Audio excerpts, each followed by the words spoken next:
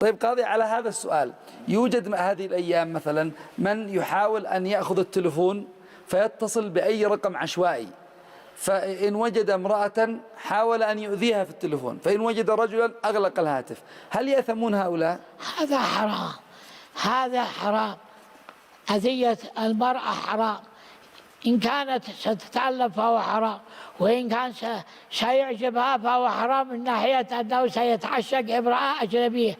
على كل حال هذه الممارسة لا تجوز شرعا ولا ديانة. حسبنا الله ونعم الوكيل. بارك الله فيك يا قاضي. لأن في مضايق لبعض النساء وأذية لهم، ومن آذى مسلما فعليه لعنة الله والملائكة والناس أجمعين، واللعن من الله والطرد من رحمة الله. حسبنا الله ونعم الوكيل. بعضهم يتصل يا قاضي الناس نيام في الساعة متأخرة من الليل، الساعة 1 أو 2، من أجل أن يأذي الناس بمثل هذه الاتصالات. هذا كله داخل تحت هذا الحديث الذي يقول من آذى مسلما فعليه لعنة الله والملائكة والناس أجمعين واللعن والطرد، فكأنه قال أنه مطرود من رحمة الله. كل من آذى مسلما سواء آذى باللسان أو بالفعل، وسواء بالتلفون أو بأي نوع من أنواع الأذية. حسبنا الله.